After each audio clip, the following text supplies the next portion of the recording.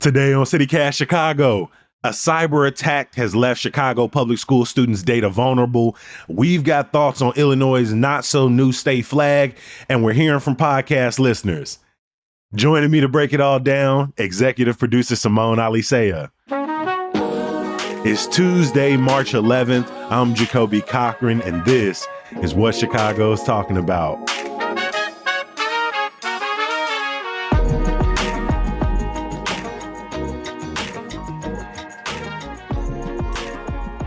Morning, Simone. How you feeling, my friend? How was your weekend? I'm doing okay. It was good. I truly did not do much. How are you? I'm doing well. I hung out with my mom for a little bit, hung out with my friend. I actually was flipping through the channels on Saturday and started the Kenwood versus Friends state championship game and watched the entire thing, and shout out to the Kenwood Lady Broncos basketball team for winning the school's first ever state championship. Hey, good for them. Yeah, after 2 years of disappointing early losses in the super sectionals, they have finally climbed atop the mountain. It overall was a very good game. I'm glad I tuned in and watched it on Saturday. So yeah, that's how I spent a little bit of my weekend. Is there anything more exciting than high school basketball in Chicago? Truly, like it is the thing. I feel like Chicago high school sports. I grew up with my late father taking me, my brother, and my sister to high school basketball games for teams we did not know and never ended up going to the school. We take our high school sports very seriously, and it really was a good game. And they ended up pulling it out by 20 points. So shout out to the Kenwood Lady Broncos. This weekend are the men's state championship finals. And so we'll see if the city brings any more chips back home. If Chicago Public Schools didn't have enough on its plate between a lame duck CEO, ongoing teacher contract negotiations, and continued budget concerns, now they've had to notify CPS families last week that both past and present students likely had some of their data leaked, potentially impacting over 700,000 students. Simone, what do we know so far? Right. So what we know is that there was a ransom attack last year. The district says Russian hackers stole private information from current and former Chicago Public School students. Now, initially, they kind of knew this attack happened, but the information was encrypted.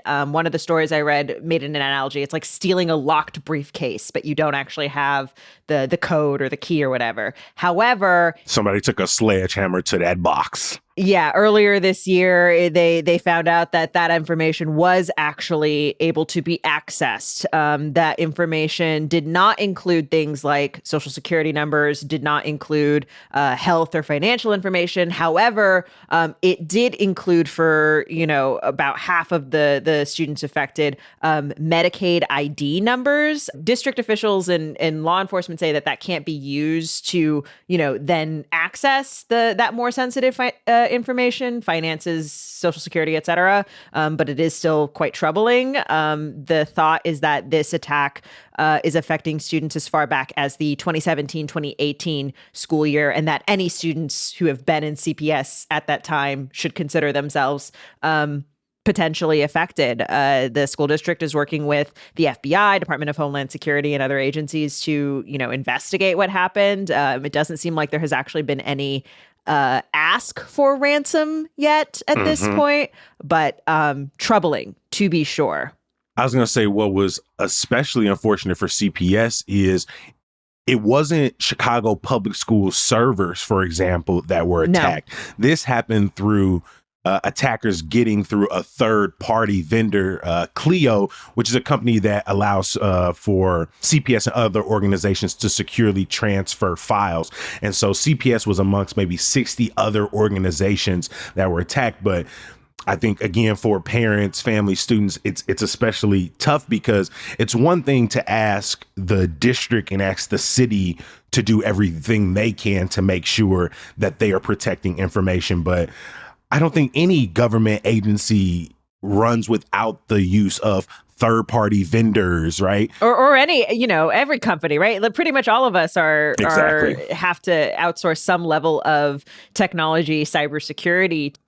It's tough too. This isn't the first time that CPS data has been accessed either. In 2022, there was a hack affecting both students and teachers in that case, also targeting a vendor, a third-party vendor that CPS uses. And so it is we kind of remains to be seen kind of what the effects of this might be. I feel like, every other month we're talking about some attack on some school, hospital, agency, somewhere where data is being released improperly or is being hacked. And it really sucks because the frequency of the stories mean that we're now in a media cycle where like the big number will grab us for a second. 700,000 people's data is vulnerable, right? The story will assure us that none of their most sensitive data, like their bank account information or their social security numbers, were available. But for those 700,000 people, it becomes a waiting game.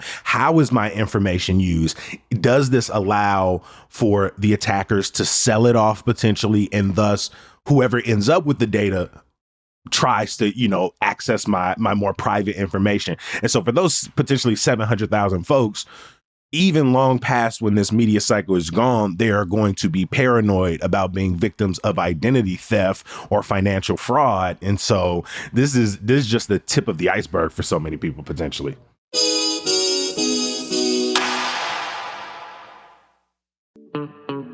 A Slice of Life is coming to Paramount Theater, the Chicago area premiere of Waitress, now through March 30th. Based on the hit 2007 movie, the music and lyrics are by Grammy Award winner Sarah Bareilles, and to add to their list of accolades, it was nominated for 4 Tony Awards, including Best Musical and Best Original Score. The show is basically about a waitress. Her name is Jenna. She feels very trapped in an unhappy marriage, but she also a talented pie maker. So she finds room to explore her options, her emotions, her situation. Her friends offer her, let's just say, some conflicting recipes for happiness. But real talk, only Jenna can do the soul searching to decide for her, what are the right ingredients for her life. You see what I'm doing. It's about a restaurant, so I'm using some restaurant metaphors. Make Paramount your home for entertainment and get your tickets today at ParamountAurora.com or call 630-896-6666. Use promo code CityCast for $5 off up to 4 tickets. For the last 2 years, we have patiently waited to find out if Illinois was going to end up with a new state flag. Simone, we've covered this. We had a flag expert on the show to talk about why, in many of our opinions, Illinois' flag could not hold a candle to Chicago's legendary Can Be Seen Across the City flag. And out of like 4,800 submissions, they got it down to 13 finalists. Simone, which one of those finalists won? I'm disappointed to report that the current flag won. The current flag, which features an eagle on a rock with a shield with the kind of stars and stripes. The eagle is holding on to a ribbon out on some grass, and there's a sun behind it with the word Illinois printed at the bottom, all on a white background. That is our current state flag, and came away in a landslide. Got over 165,000 votes out of the nearly 400,000 ballots. The second place didn't even come close to achieving that. 43% of the vote. It had more, if you exclude, I think 2 and 3, it had more than that last 10. Yeah, combined. It was a landslide. And the reason I'm disappointed, I want to explain, is number one, I don't think Illinois' flag is amazing. The expert you referred to and others describe it as a seal on a bed sheet. But even if you are sort of not looking at it from like, vexillological design. I mean, in a survey from the North American Vexillological Association done about 20 years ago, it was ranked 49 out of 72. And in the 20 years since, I don't think it had made any strong momentum towards the top of the list. They literally had to put the word Illinois on it because people didn't recognize it. This happened in like the 70s, right? That there's a reason it has the word Illinois on it because it's not that recognizable. It not only does it look like a cartoon that maybe a fourth grader drew, but it does look like the classic like American cartoon tattoo style. It looks like something that'd be on Popeye's shoulder. Yeah, 100%. And I was just sort of hopeful that, hey, let's do something different. Like we have a chance to do something different. Let's do it. Now, as folks may remember when Michelle and I talked about this in January when the poll opened, you know, I have to say the 13 finalists, they were okay. But they were okay. I think this was a situation that it really gave an advantage to the current flag because of these 13 finalists, 10 of them had stars on it. And that just feels like they're all like disadvantaging one over the other because obviously between those other stars, each of them got, you know, somewhere between 5,000 and 30,000 votes. And so it feels like it really split the vote by offering so many different star options. There were a lot of similarities among the other finalists. You see the color, I think it's a navy or a very dark blue pop up again and again. You see the white pop up again and again. Those stars that you mentioned, you know, we had 3 different options that included the silhouette of the state of Illinois. There's sort of 2 different silhouettes of Lincoln. So there's a lot of similarity among the other options, which I think probably made this tough. It made it kind of tough to find daylight. I think, you know, obviously they had thousands and thousands of entries. So even getting it down to 13 is an impressive feat, the State Flag Commission. However, because there were so many similarities among those options, I think it would have maybe even behooved them to get us down even farther. Another thought I had was I was like, maybe a better way of designing this poll to really get a sense of if people really want to keep the old flag is perhaps doing a poll with just the new options and then putting it up on a second round against the original, or maybe putting it up against the original against like your top 3 even. Like just reducing those options, I think maybe would have helped us make more sense of what it is Illinoisans actually want. Unless I'm wrong, unless Illinoisans just really love our state flag. And I could be maybe I'm wrong here. When you look at like a JPEG of like the seal, it doesn't look as like cartoony. It has a little bit more detail. I agree with you from afar.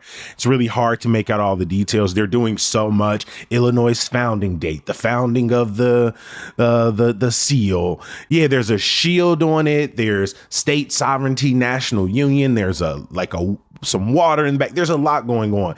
But I think compared to these others, I agree. I don't think you should have put the one that has so much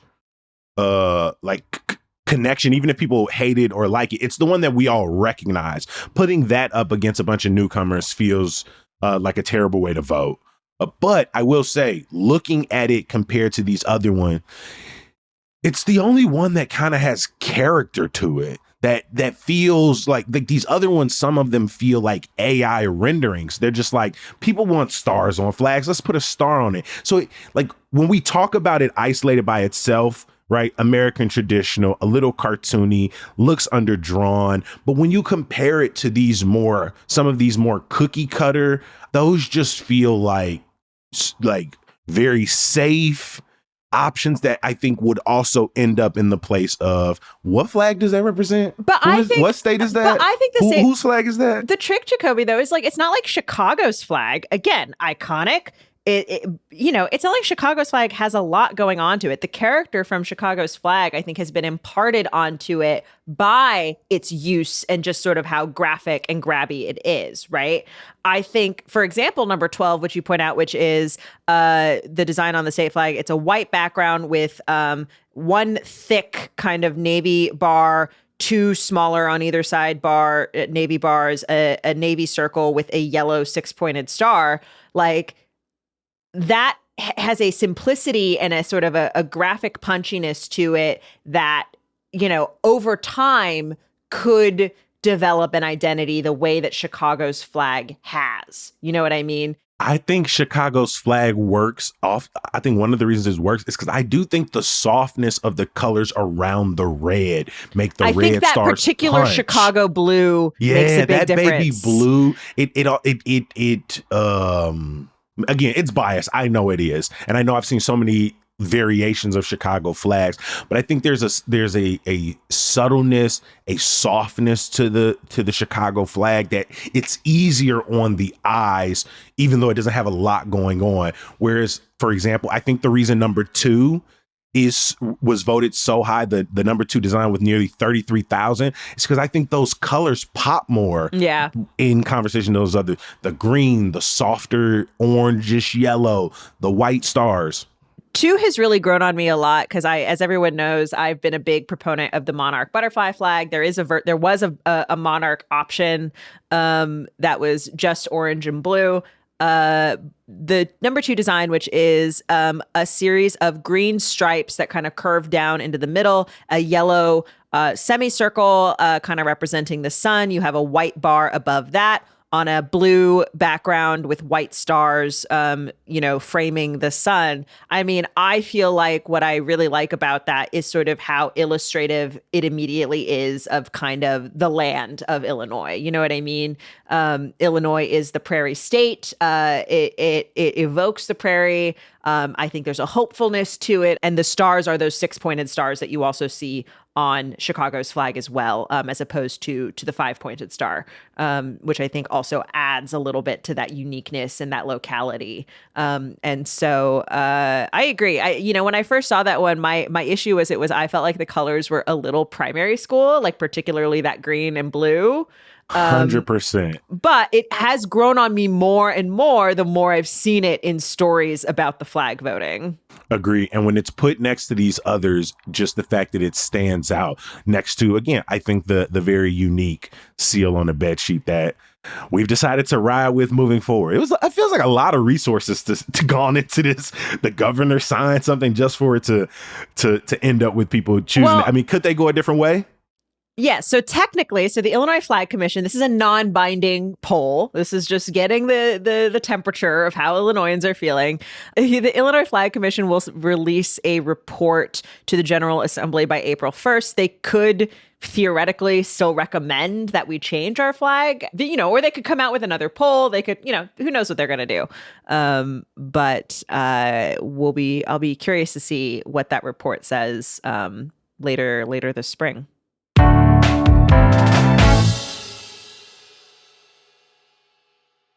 So, Simone, I'm always asking for listeners for their opinions, for them to call us, text us their episode ideas, add to our best of list, our guides around the city by reaching out to us at 773-780-0246. But it has been a while since we've heard from listeners on the show. So you want to do a little bit of mailbag, check in on some of those texts and voicemails. Yeah, it's funny because I am normally monitoring them quite closely and respond right away. But I got really busy. And then one day I looked and I was like, oh, we have a bunch of texts from people. So wanted to make sure we got those recs out here, particularly because whenever we do guides, we're always asking people to send in their own picks. So, for example, back in February, we did a winter fitness guide with Seobia Rivers. And Pranav in Avondale wanted to shout out Unanimous Boxing Gym in Logan Square, saying, great classes along with gym equipment, instructors are top tier. So if you're still looking for that spot to make good on your New Year's resolutions, you can check out Unanimous in Logan Square.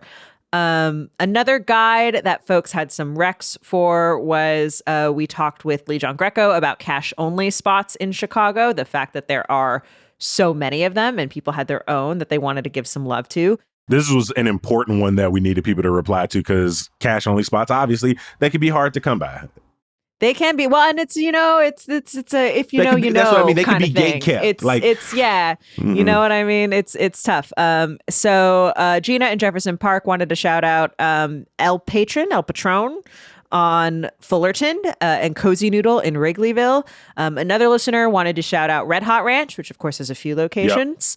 I just was by a Red Hot Ranch. I think the one up in Logan, taking that pottery class. I was going to stop in. Maybe I'll do it next week. I mean, the other great thing about, I think we mentioned this, like these cash only spots is often they can keep their prices quite low.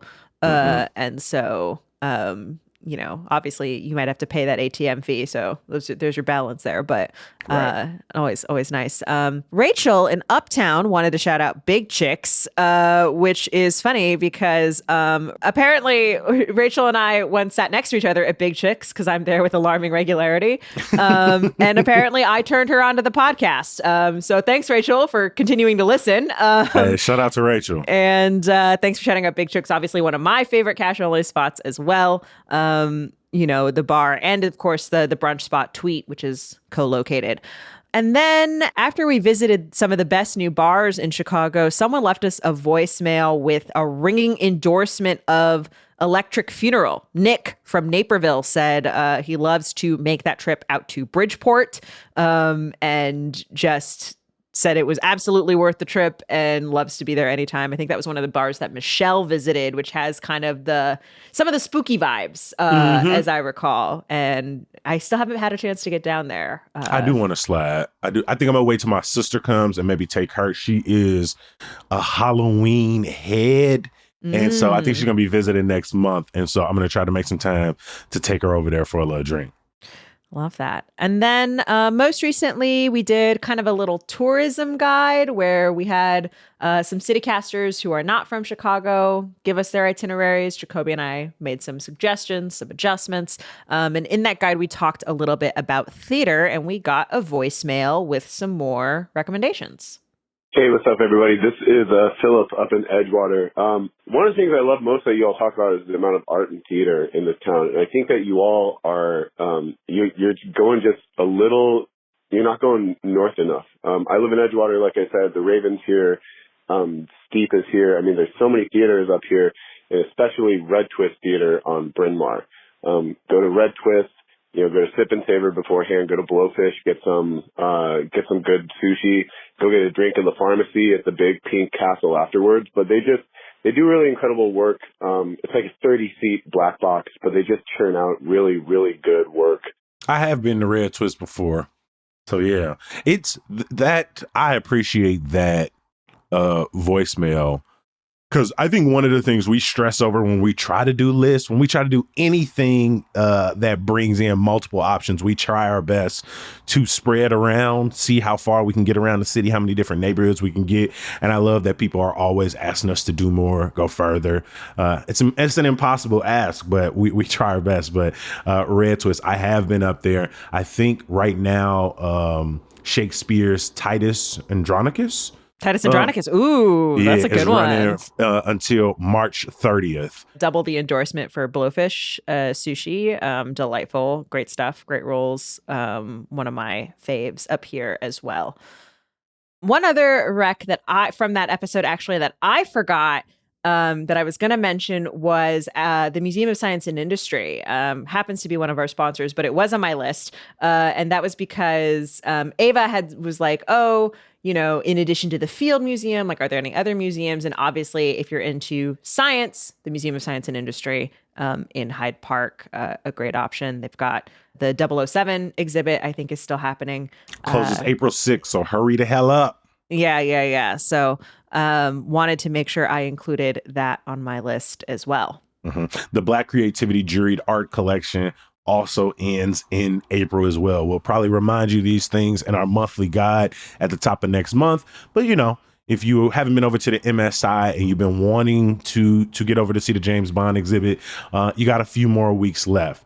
Please, if you're listening to this episode and you've got ideas, you've got things you want to suggest to us, if you want to hear yourself on the podcast, please leave us a text or a voicemail at 773-780-0246. As always, I want to give a huge thank you to our executive producer, Simone Alisea. I mean this when I say it. We could not do this without you. Oh, thanks, Jacoby.